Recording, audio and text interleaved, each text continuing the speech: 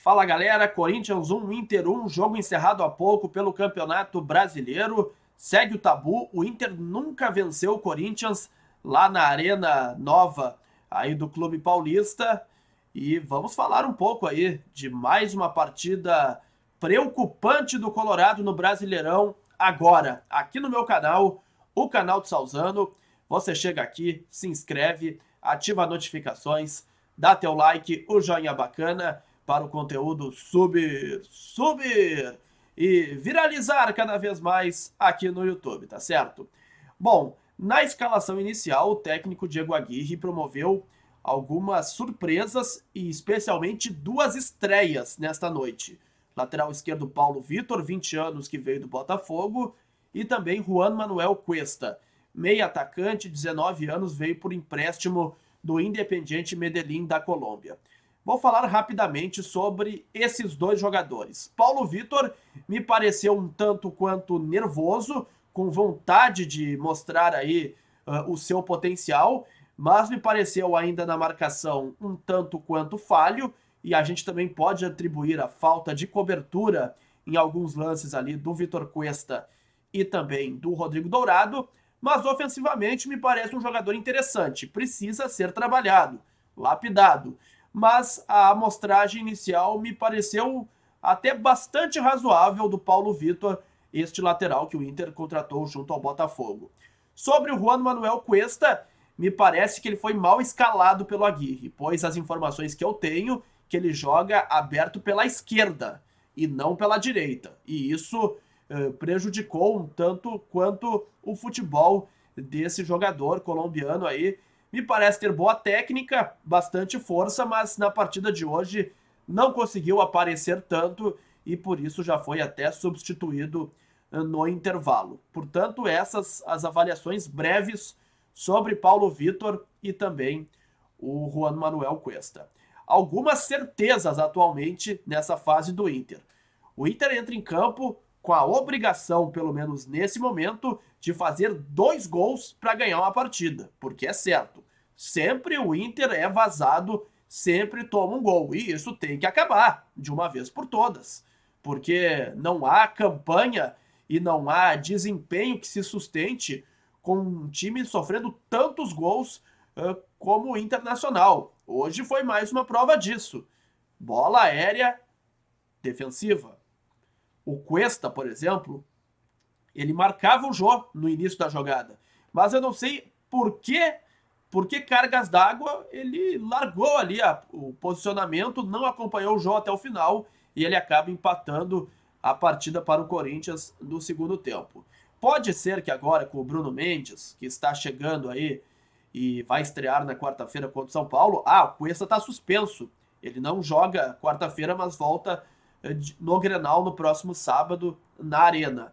Então o Bruno Mendes muito provavelmente vai formar aí a dupla de zaga com o Pedro Henrique, que melhorou em relação a ele mesmo, mas ainda tem muito a evoluir e muito a aprender como zagueiro do Internacional. Gabriel Mercado está praticamente contratado, vai chegar aí nos próximos dias em Porto Alegre e vai ajudar aí nessa retomada, porque nesse momento a defesa do Inter é simplesmente lamentável. Ela leva gols em praticamente todos os jogos e isso precisa parar de uma vez por todas.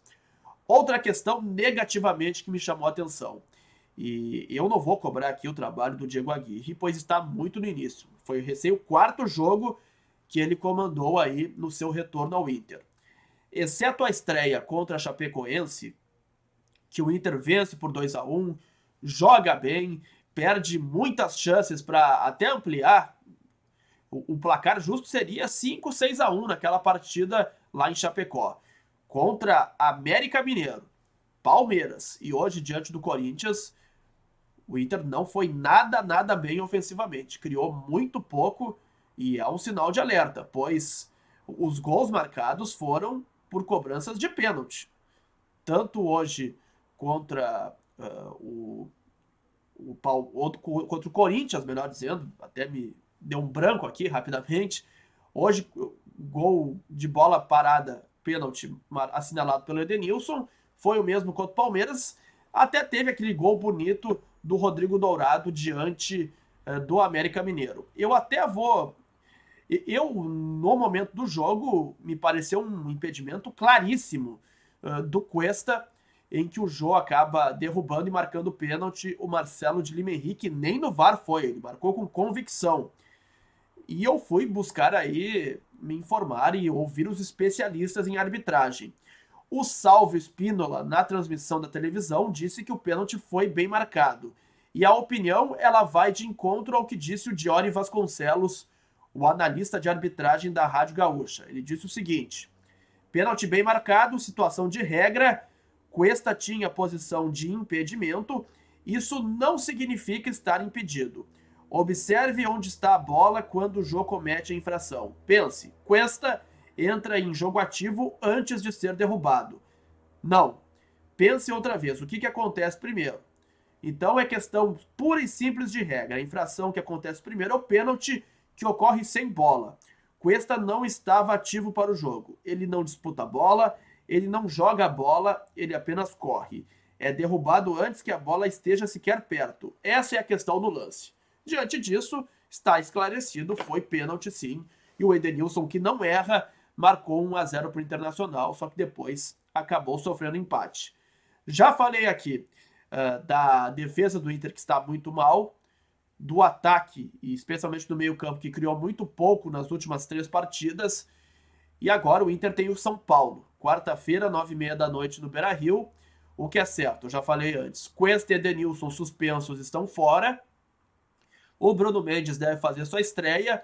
E eu penso que para melhorar essa criação aí do sistema ofensivo do Inter, o Aguirre pode começar a colocar mais o Bosquilha ao lado do Maurício, deixar ali Rodrigo Dourado, que é um homem da sua confiança, Edenilson, Maurício e Bosquilha. Penso que pode melhorar aí a produção ofensiva do Inter.